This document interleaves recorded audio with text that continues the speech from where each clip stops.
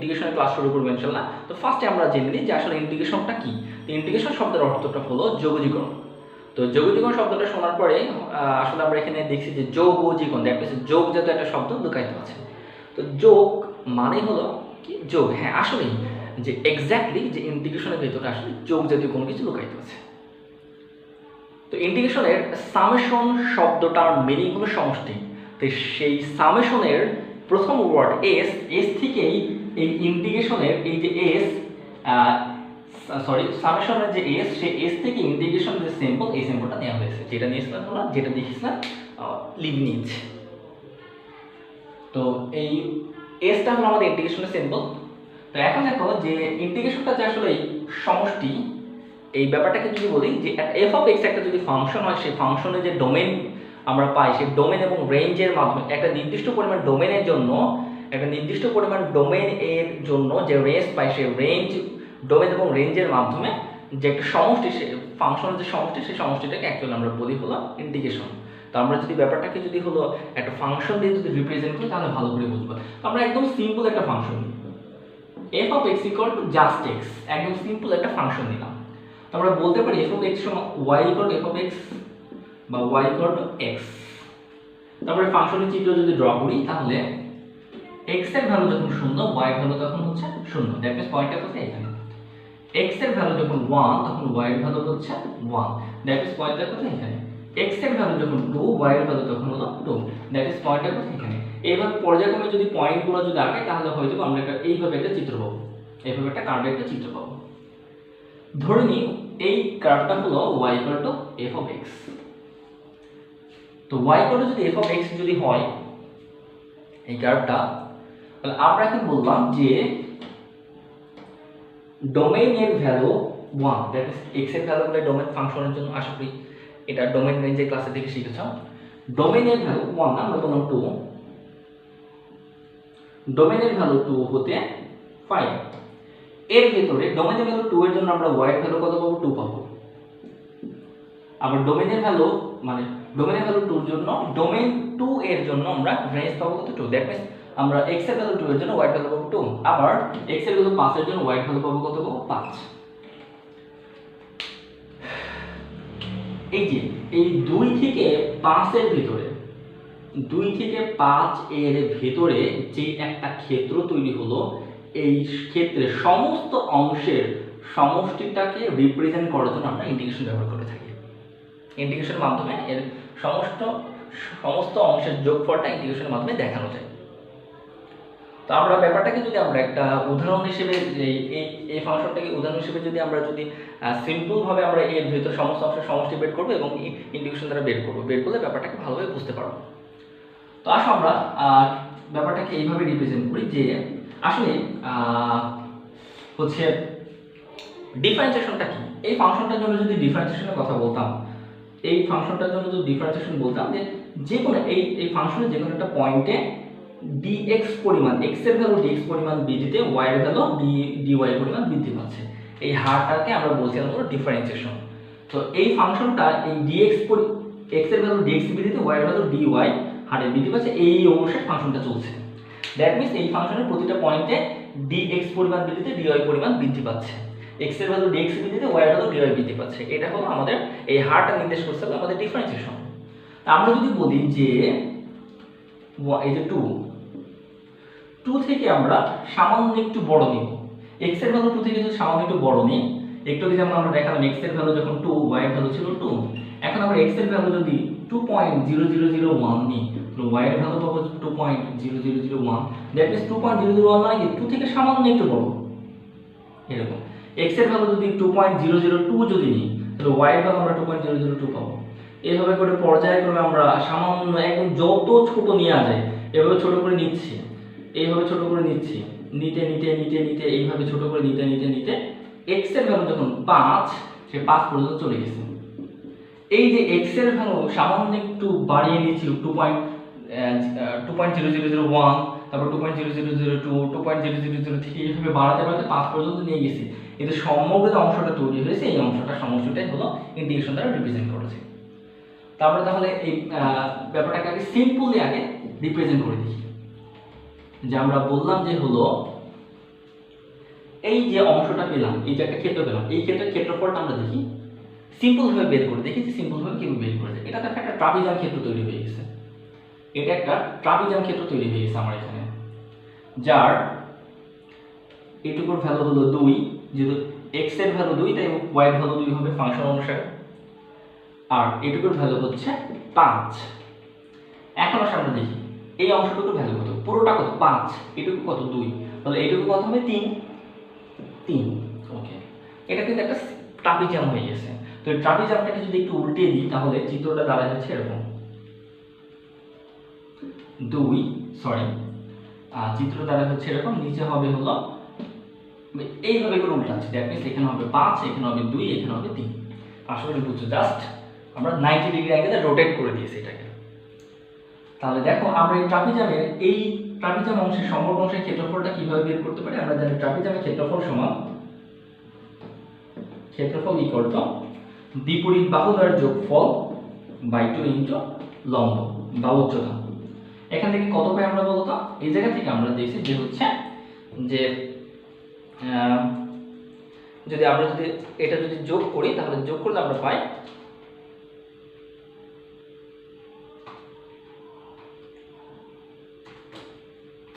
10.5 বর্গ একক। এবার এই যে ট্রাপিজামের অংশটা আমরা দেখলাম, এই অংশটা ক্ষেত্রফল আমরা কিন্তু পেয়ে গেছি। এখন তো ক্ষেত্রফল যদি পেয়ে যাই তাহলে এখন আসলে আমরা দেখি যে ইন্টিগ্রেশনের মাধ্যমে, ইন্টিগ্রেশনের ফর্মুলা অ্যাপ্লাই করে যদি এই অংশটা ক্ষেত্রফল যদি 10.5 হয় তাহলে বুঝবো যে আমাদের এইভাবে সিম্পলভাবে ক্ষেত্রফল বের করার দরকার হবে না, সরাসরি আমরা ইন্টিগ্রেশন অ্যাপ্লাই করে এই অংশের ক্ষেত্রফল বের করতে পারি। দ্যাট মিন্স ইন্টিগ্রেশনটাই হলো যে একটা ফাংশন ডোমেনের জন্য যে রেঞ্জ পাই সেই রেঞ্জের ভিতরে অংশটার সমষ্টিটাই হলো ইন্টিগ্রেশন। দেখি আসলে হয় কি না। তো আমরা এখন কি করবো, আমরা ইন্টিগ্রেশন অ্যাপ্লাই করবো এখানে। তো ইন্টিগ্রেশনের এক্সপ্রেশনটা হচ্ছে এরকম, সামেশন অফ এক্স ব্যবহার করা হয়, x এর ভ্যালু dx পরিমাণ যে বৃদ্ধি পাচ্ছে সেই dx পরিমাণ বৃদ্ধির জন্য f of x, x এর ভ্যালু dx পরিমাণ বৃদ্ধি পাচ্ছে, ওই dx পরিমাণ বৃদ্ধির জন্য y এর ভ্যালুটা কত, অ্যাকচুয়ালি y এর ভ্যালু কিন্তু f of x। এই যে f of x এর যে ভ্যালুটা সেটা কিন্তু অ্যাকচুয়ালি y এর ভ্যালু, কারণ যেহেতু y সমান f of x এর যা পাবো আমরা সেটা কিন্তু y পাবো। এখন আসো আমরা যে রেঞ্জটাকে বলছি, আমরা ব্যাপারটাকে বলতে পারি এরকম যে x এর ভ্যালু dx পরিমাণ বৃদ্ধিতে y এর পরিমাণটা কত। x এর ভ্যালু, এটা আমাদের দরকার হবে 10.5 পাইছিলাম আমরা ক্ষেত্রফল, সিম্পল ভাবে আমরা পাইছিলাম 10.5, 5 ছিল 2 ছিল 3, পরবর্তীতে আমাদের দরকার হবে এটা যে x এর ভ্যালু dx পরিমাণ বৃদ্ধি করছে, y এর ভ্যালু dy বৃদ্ধি পাচ্ছে, আবার x এর ভ্যালু dx বৃদ্ধি করছে, y এর ভ্যালু dy বৃদ্ধি পাচ্ছে। তো এই যে সমগ্র বৃদ্ধিটা সমষ্টি কত, সেই সমষ্টি বের করার জন্য আমরা এই এক্সপ্রেশন ব্যবহার করছি। x এর ভ্যালু dx পরিমাণ বৃদ্ধি করছি, তার জন্য y এর ভ্যালু কত, সেই y এর ভ্যালু এই সমগ্র অংশের যে ক্ষেত্রফল, আমরা যে সমগ্র এইটুকু হচ্ছে ক্ষেত্রফল, এই সমগ্র অংশের ক্ষেত্রফলটার সমষ্টিটাই হলো ইন্টিগ্রেশন f of x মানে y ইনটু dx।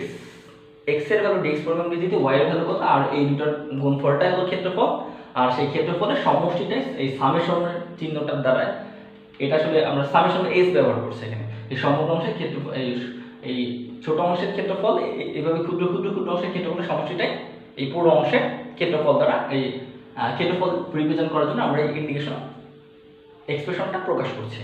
তো দেখো এই যে এখানে যে আমরা বলছি যে হলো dx এর ভ্যালু dx পরিমাণ বৃদ্ধিতে y এর ভ্যালু হলো f of x কোনটুকু অংশের ভিতরে, a হতে b অংশের মধ্যে, a হতে b অংশের মধ্যে x এর ভ্যালু dx পরিমাণ বৃদ্ধিতে y এর ভ্যালু কত, সেই অংশটা এই দুটার গুণফলের মাধ্যমে আমরা যে ক্ষেত্রফল পাবো সেই ক্ষেত্রফল সমগ্র অংশের, এইটুকু অংশের ভিতরে সকল ছোট ছোট ছোট অংশের ক্ষেত্রফলের সমষ্টিটাই এর ভ্যালু, আর এর ভ্যালুটা দ্বারা নির্দেশ করবে এইটুকু অংশের ভিতরে সমগ্র অংশের ক্ষেত্রফল। এনিওয়ে, তাহলে এখন আসলে আমরা একটু দেখি এখানে যে কি ছিল dx। তো এখানে আসলে f of x তো ছিল না, আমরা f of x সমান কোনটা ধরে নিয়েছি x, তাহলে আমরা f of x না বসে আমরা এখানে বলতে পারি জাস্ট x। আবার আমরা এখানে a বলেছিলাম না, বলেছিলাম কত 2 থেকে 5 এর মধ্যে, ডোমেইনের মান 2 থেকে 5 এর মধ্যে, তো 2 হতে 5 এর মধ্যে। ব্যাপারটাকে বলতে পারি 2 থেকে 5 এর ভিতরে, 2 থেকে 5 এর ভিতরে এই যে আমরা যেখানে f of x টা পাচ্ছি, f of x মানে কি y এর মান, f of x মানে কি রেঞ্জ, 2 থেকে 5 এর ভিতরে যে রেঞ্জের ভ্যালুগুলো পাচ্ছি সেই রেঞ্জের ভ্যালুর সাথে যে x এর ভ্যালু যে dx পরিমাণ বৃদ্ধি পাচ্ছে সেই dx পরিমাণ অংশের গুণফলটাই হলো ক্ষেত্রফল। আর ওই ক্ষেত্রফল আর এইভাবে যে dx পরিমাণ বৃদ্ধিতে আমরা এই যে এখানে যে আমরা dx পরিমাণ বৃদ্ধি করছি, x এর ভ্যালু dx পরিমাণ বৃদ্ধি করছি, dx পরিমাণ বৃদ্ধি করছে, এই যে ছোট ছোট ছোট ছোট ছোট ছোট ছোট ছোট ক্ষেত্র তৈরি হচ্ছে, ওই ক্ষেত্রের গুণফলটা হলো f of x into dx। আর এই ছোট ছোট ক্ষেত্রের গুণফলের যেই ক্ষেত্রফল পাচ্ছি আমরা সেই ক্ষেত্রফলের সমষ্টিটা হলো ইন্টিগ্রেশন। তাহলে এখন আসলে আমরা এখানে যে মেইন ফর্মুলাটা হলো a b f of x, a হতে b f of x into dx। তো আমরা এখানে অ্যাকচুয়ালি f of x না বলে কি বলছি, f of x মানে x ধরে নিচ্ছি, আমরা এখানে ধরবো x। আর ডোমেন আমরা শুরু করেছি 2 থেকে কত পর্যন্ত 5। ওকে, তো আমি যদিও ইন্টিগ্রেশনের ফর্মুলা সম্পর্কে এখন পর্যন্ত আলোচনা করিনি, জাস্ট এটা কমপ্লিট করার জন্য যতটুকু দরকার আমি ততটুকু বোঝাচ্ছি। ইন্টিগ্রেশনের ক্ষেত্রে সবসময় দেখতে হয় ইন্টিগ্রেশন হয় দুই রকম, একটা নির্দিষ্ট যোগজ আর একটা অনির্দিষ্ট যোগজ। অর্থাৎ এখানে সরাসরি হচ্ছে এরকম হয় f of x into dx এই একটা, আর একটা হয় a b, a হতে b পর্যন্ত f of x into dx। তো আমাদের মেইনলি এই f of x into dx এর এই ফর্মুলাগুলো আমাদের জানতে হবে, এই ফর্মুলাগুলো জানলে এগুলো এমনিতেই হয়ে যাবে। তো যদি কখনো এইভাবে লিমিটেশন দেওয়া থাকে 2 থেকে 5 এর ভিতরে আমাদেরকে ইন্টিগ্রেশন করতে হবে, লিমিটেশন আমাদের দিয়ে দিছে। তো এটাকে আমরা বলি লোয়ার লিমিট, এটাকে বলি আমরা আপার লিমিট। লোয়ার লিমিট এবং আপার লিমিট যদি দেওয়া থাকে তাহলে আমাদের যেটা করতে হবে সেটা হচ্ছে যে এই যে লোয়ার লিমিট আর আপার লিমিট যদি না থাকতো তার জন্য যেই ফর্মুলাগুলো হয় সেই ফর্মুলাগুলো আগে বসাতে হবে। দ্যাট মিনস আমরা বলতে পারি যে এই জায়গায় যদি 2 আর 5 তো না থাকতো তাহলে এর ইন্টিগ্রেশন যেটা হতো সেই ফর্মুলাটা আগে আমাদেরকে ইউজ করতে হবে। তো আমরা দেখি যে এর কোনো ফর্মুলা আছে কিনা। হ্যাঁ, একটা ফর্মুলা আছে, আপার লিমিট এবং লোয়ার লিমিট ছাড়া একটা ফর্মুলা আছে, সেই ফর্মুলাটা হলো integration x to the power n dx। এর ফর্মুলাটা হলো x to the power n plus 1, আর উপরে যেটা করা হলো সেটা নিচে যোগ হবে। এখানে বলতে n এর মান কত কিছু নেই, মানে 1 আমরা বলতে পারি। তাই যদি হয় আগে বলেছি যে লোয়ার লিমিট এবং আপার লিমিট থাকলে মনে করতে হবে নাই, না থাকলে যা হতো আমাদেরকে সেটা করতে হবে। তো আমরা এখানে কি করব যে x to the power n plus 1, n এর মান কিছু নেই মানে 1, এবার উপরে যেটা করলাম সেটা নিচে যোগ করতে হবে। এবার আসো এই লোয়ার লিমিট আর আপার লিমিটের কাজ। যদি কখনো ইন্টিগ্রেশনে লোয়ার লিমিট আর আপার লিমিট যদি থাকে তাহলে আমাদের যেটা করতে হবে a b, তাহলে এই যে ইন্টিগ্রেশন না থাকলে যে ফর্মুলাটা হতো সেই ফর্মুলাটা ধরে নিই f of capital letter f of x। Example হিসেবে বলছি, এটা কিন্তু কোনো ফাংশন না, জাস্ট আমরা এর অ্যানসারটা বলছি যে এর ফর্মুলাটা। আমরা কি করব, যদি আপার লিমিট এবং লোয়ার লিমিট না থাকে তার ফর্মুলাটা ধরে নিই এর ফর্মুলাটা হলো f of x। এবার আসলে যদি আপার লিমিট এই লোয়ার লিমিট আর আপার লিমিট থাকে তাহলে কি করতে হবে, ফর্মুলাটা বসানোর পরে থার্ড ব্র্যাকেট আপার লিমিট উপরে লোয়ার লিমিট নিচে বসাই দিতে হবে। যেহেতু এখানে আমরা আগে f of x বসাইছি, আপার লিমিট এবং লোয়ার লিমিট আছে, তাই আমরা থার্ড ব্র্যাকেট দিয়ে এখানে উপরে এবং নিচে বসিয়ে দেব। ওকে, ফর্মুলা কিন্তু এখন শেষ হয়নি। এরপর আমাকে যেটা করতে হবে এই f of x উপরের আপার লিমিট একবার x এর কাছে বসবে মাইনাস লোয়ার লিমিট একবার x এর কাছে বসবে, এটা তো ফর্মুলা আমাদের। তাই আমরা কি করব, আপার লিমিট একবার x এর কাছে বসবে 5, 1 যোগ করলে কত হয় 2, নিচে 1 যোগ করলে কত হয় 2, মাইনাস লোয়ার লিমিট একবার x এর কাছে বসবে 2b²/2। আচ্ছা একটু দেখো তো, এটা যদি ক্যালকুলেটর যদি আমরা ইউজ করি তাহলে কত হয়, এখানে ক্যালকুলেটর যদি আমরা ইউজ করি তাহলে এখানে দাঁড়ায় হচ্ছে 10.5। আমরা দেখতে পাচ্ছি যে এই জায়গায় এর ভ্যালুটা হচ্ছে 10.5। তাহলে কি হলো, আমরা দেখলাম যে আমি সিম্পল ভাবে ক্যালকুলেশন করে দেখলাম এই অংশটার ক্ষেত্রফল হলো 10.5, আবার ইন্টিগ্রেশনের ফর্মুলা অ্যাপ্লাই করে দেখলাম এই অংশটার ক্ষেত্রফল হলো 10.5। তার মানে আমরা বলতে পারি যে ইন্টিগ্রেশন দ্বারা অ্যাকচুয়ালি হচ্ছে কোন একটা f of x এর ফাংশনের ডোমেনের একটা নির্দিষ্ট ভ্যালুর মধ্যে তার ক্ষেত্রফলটাকে রিপ্রেজেন্ট করে। দ্যাট মিনস এক্স এর যে একটা ফাংশনের মধ্যে এক্স এর একটা নির্দিষ্ট ভ্যালুর মধ্যে তার ক্ষেত্রফলটাকে রিপ্রেজেন্ট করার জন্য আমরা ইন্টিগ্রেশন ব্যবহার করে থাকি। তবে এটা কখনো বলা যাবে না ইন্টিগ্রেশন মানেই মনে হয় শুধুমাত্র ক্ষেত্রফল বের করার ব্যাপারটা। ইন্টিগ্রেশন মানে আরো অনেক কিছু বোঝায়। ইন্টিগ্রেশনটা অ্যাকচুয়ালি হচ্ছে অ্যান্টি ডেরিভেটিভ। আমরা যদি বলি যে অন্তরীকরণটাকে আমরা অন্তরজ হিসেবে বলতে পারি, যে যার ইংলিশটা হলো ডেরিভেটিভ। তো এই অন্তরীকরণটা হলো ডেরিভেটিভ আর হলো ইন্টিগ্রেশনটা তো অ্যান্টি ডেরিভেটিভ। দ্যাট মিনস হচ্ছে আমরা বলতে পারি অন্তরীকরণের বিপরীত রূপটা হলো ইন্টিগ্রেশন। তো অন্তরীকরণের যে বিপরীত রূপটা ইন্টিগ্রেশন, এটা আমরা ইনশাআল্লাহ নেক্সট ক্লাসে শিখব। ক্লাসে এই ইন্টিগ্রেশন সম্পর্কে ক্লাসে